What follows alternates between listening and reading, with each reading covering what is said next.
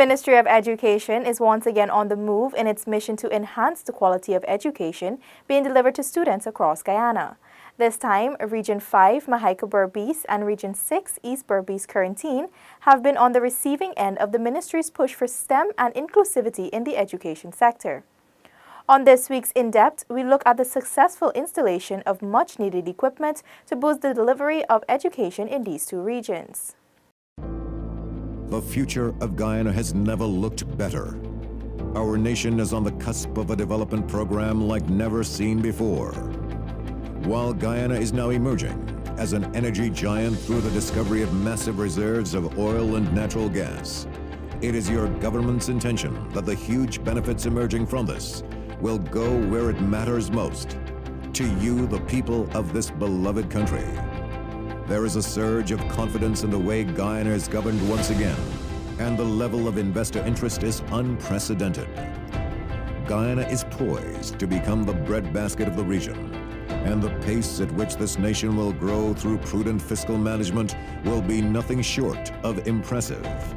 But more than anything else will be the way every Guyanese, regardless of color, class, or creed, becomes a part of this historic period of national transformation, sharing in the wealth and well-being of it all as one Guyana. Several schools in Regions 5 and 6 now have an enhanced and inclusive environment of learning thanks to the strides of the Ministry of Education has been making in the regions. The theme for the ministry's operations is eliminating illiteracy, modernizing education, and strengthening tolerance. To that effect, the Education Ministry has been enabling a number of programs and initiatives to increase the quality of education nationwide and to create an equitable learning ground. The last 3 years has seen a revamped approach and paradigm shift in the equitable delivery of quality education. The ministry has since embarked on numerous projects aimed at the development of all students in the local school system in order to produce quality graduates ready for the world of work. In her mission to have a more hands-on approach this year, Minister of Education Dr. Nicolette Henry, working along with respective departments of education, has aggressively campaigned for the improvement of facilities in schools in the region. With the introduction of STEM-based teaching in schools, the improvement of facilities related to these core subjects is vital. STEAMS is a future-focused educational approach to learning that uses science, technology, engineering, the arts, mathematics, and spirituality as access points for guiding students' inquiry, dialogue, soft skills, and critical thinking. STEAMS learning applies meaningfully math, science, and technology content to solve real-world problems through hands-on learning activities and creative design combined with the skills and knowledge needed to thrive in the 21st century. To this end, the Minister of Education visited several schools in the two regions in the latter part of 2018 to engage the students and teachers as means to addressing their specific needs. After the needs were identified, the Minister returned on February 6 and 7, 2019 to actualize those needs. On February 6, 3 newly constructed lab facilities were commissioned by the Minister, who was accompanied by her team and officials from the Department of Education Region 6. The new labs at the Kanji Secondary School, Ryman's Irvin Secondary School, and the Berbice Educational Institute were completed at the cost of $45 million. While she underscored the importance of the labs to the students, Minister Henry urged the students to make good use of the facilities. Why we're here this afternoon is in keeping with what we have always been doing, at least since I've been minister. This particular initiative, however, is more or less in keeping with our STEAMS drive, which science is a big part. And in order for us to be able to execute the science part of the program, we need to have science labs. And we trust that these facilities will be able to use to improve the classroom environment and certainly the learning of the students, and to make teaching much more comfortable for teachers. It's part of a large initiative where I usually would go around to see not only the commissioning, but to ensure that the standards are being met and the best practices, and I know where the gaps are, so I can have my technical officers who will come behind me and ensure that they do the enforcement part and that, the gaps are closed. Before the commissioning of the labs, students at the Berbice Educational Institute were restricted to theoretical learning.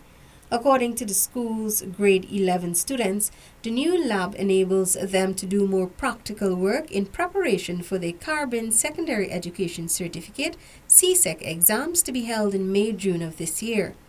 Regional Executive Officer of Region 6, Kim Williams-Stephen, explained to InfoHub the lab will create an environment conducive for creative learning.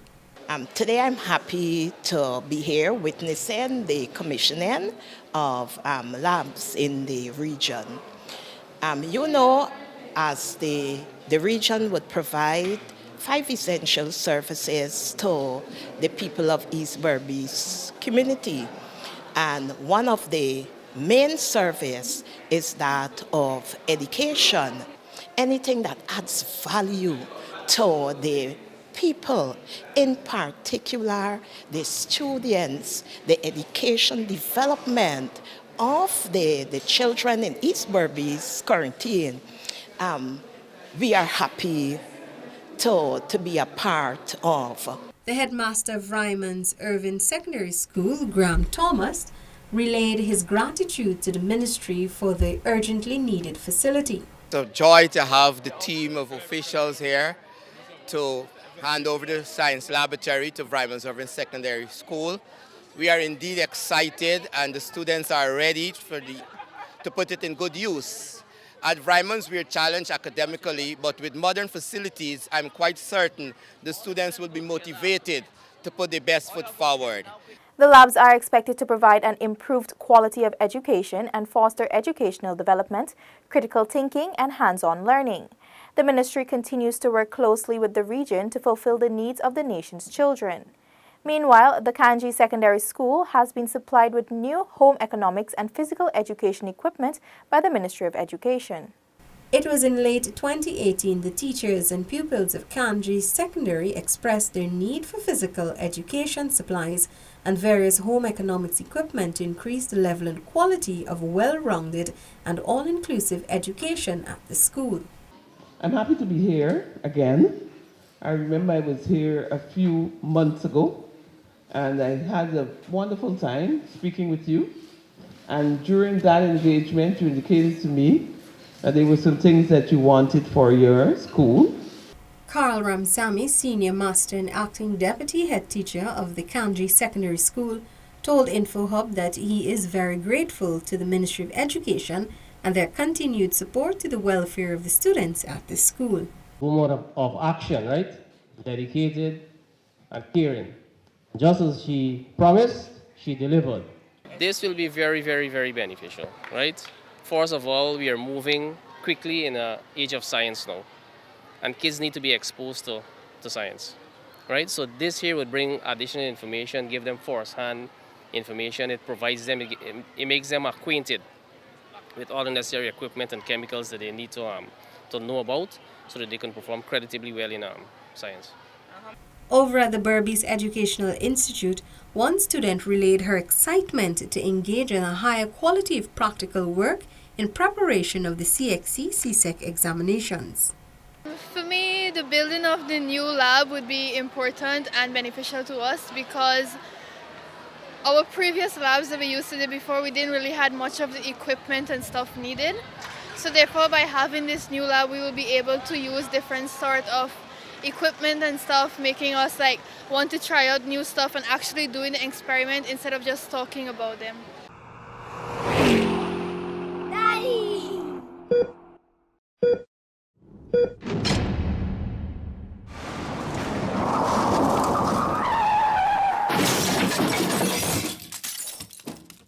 On February 7, hundreds of students at the Belladrum Secondary School benefited from 60 new steel pans priced at $1.67 million, compliments of the Ministry of Education.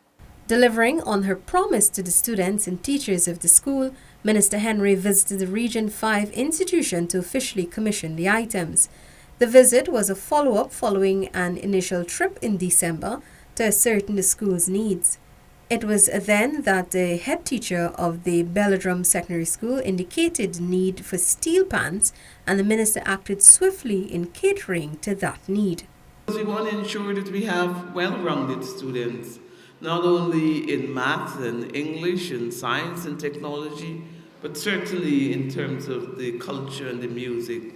The steel pans are expected to provide an environment conducive to expansive learning and are an enriching staple of Guyanese culture. I will come back and interact with you, and we will continue to work to improve the facilities at this school. I do have a concern about the science area. I'm also going to be checking out the computer lab because I want to know that our students are exposed to nothing less than the best. Meanwhile, students at the Firish Primary School in Region 6 were treated to bags, books and other educational supplies in the ministry's attempt to revamp the quality of education the students are receiving. An assessment of the school's situation was also conducted.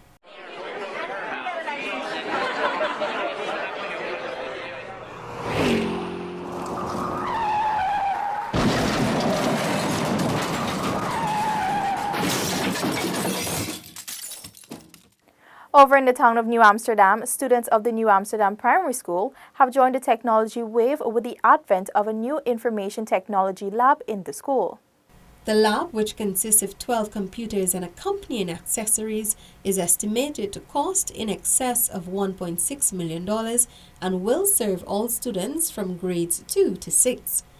During the commissioning of the lab on February 7th, the Education Minister reiterated the need for improved computer usage and knowledge from a very young age to inspire creativity in young minds and to expose students to a wider world of possibilities. Given where you are in the 21st century and you are school children at primary school, we have to ensure that you are well equipped and that you're given the resources and the support to get a good education. And part of that is to have access to computers. And so you have to have a computer lab in order to be able to be proficient in the use of computer and to understand technology. Senior Master of the New Amsterdam Primary School, Leroy Mikkel, is confident that the students will develop a greater love for technology with the increased use of the IT lab. Mikkel said the aim is to have the students participating in the ever-evolving technological age. Here at New Amsterdam Primary, we want the children to be afforded all the opportunities that they can get, all the opportunities that children in Georgetown are getting. We want them to be afforded that opportunity too. And so we find that with technology and with our new lab, they'll be able to get better hands-on experience in the way the which country is going with the move towards STEM and robotics and stuff like that. We just wanted them to be a part of it and be on board and ensure that they make the most of their educational life here. The curricula the children will be exposed to over a number of years range from foundation level courses to use of computer programs and beginners robotics. Also, as of February 7th, Woodley Park Secondary School students can for the first time make use of a science facility in their own school after the Ministry of Education built and fully equipped a lab for $14 million. The facility features stools, microscopes, gas, petri dishes, burners, and an array of other science supplies and items to be used in the integrated science lab. The commissioning of this lab by Minister Henry will bring much relief to the students of the Woodley Park School who were previously forced to do mostly theoretical work or use the laboratory facilities at Rosignol and Fort Wellington secondary schools, which proved stressful. We're opening a new lab facility so that our students at this secondary school can benefit from a lab where they'll be able to get their schoolwork done. We're focusing on science, technology, engineering, and mathematics, and so you need to have appropriate facilities where you can be taught. Minister Henry underscored her desire for the school to produce scientists, physicians, pharmacists, chemists, and other personnel for work in the sciences. The minister added that with the introduction of the oil and gas sector to Ghana's economy, schools need to adequately equip students in wider areas of study. With full awareness of the direction the world is going in relation to technology, science, and modernization, Minister Henry noted that it is important that Guyanese students not be left behind. And it's because of your importance, it is because we believe in your development that we are putting these facilities in place. I trust that you make very good use of it, and I'm looking forward to hear of the great work that you will do here at Woodley Park, utilizing the facilities that we're taking the time to put in place. The science teachers of the school are elated with the receipt of the lab because it will catapult students' success through their exposure to more practical and hands-on training and experiments. Nafisa Khan, acting head of department for science at the school, explains. Practical work would mean a lot to them, and normally most of the times, as of recent, it's just classroom. We do our labs in the classroom. So we're thankful for this lab now because they would have the experience in coming in here. It would be very much beneficial because the last exam, one of our students, he got grade 2 in integrated science, and we're thankful for that. And we're hoping that now that we have access to this lab, we can see some more improvement. Minister Henry concluded her 2-day visit to Region 5 and 6 with the inspection of a sanitary block at the Rose Hall Primary School. The sanitary block, which will house 6 female washrooms and 5 male washrooms, will also be equipped with ramps and rails to make it disability-friendly to cater for learners with special needs at the school. Regional Executive Officer for Region 6. This here was one of our projects that was slated to be in 2019 budget, but we had savings from the 2018 budget. So we decided not to send the money back to the console fund, but to divert it to build this washroom facility here. So in 2019, we're using our money to do other things. This brings us to the end of another InfoHub In Depth. Do join us again next week when we will again highlight the various programs and initiatives being implemented by the government. Being diagnosed with HIV can be difficult. Lizzie, my dear. But there is hope. Thanks, buddy. Think positively. Medications are easy to take and will get the virus under control. You are not alone. Wait for me! You will be educated about treatment. It is important to know names and not just the color of medication. NGOs and government care and treatment sites have workers available to help you learn about the pills. You are in control. Life is to be enjoyed, and HIV does not have to take your joy.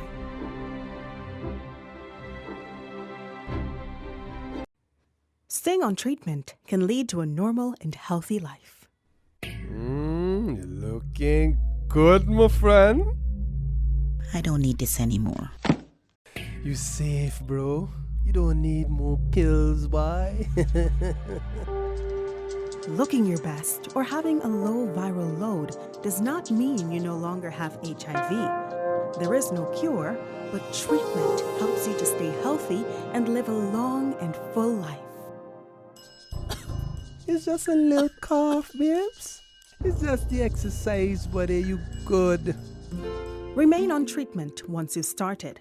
Remember, don't share pills or take someone else's pills. Staying on the medication helps in improving quality of life, decreases the risk of HIV transmission, and can lead to suppression of the virus.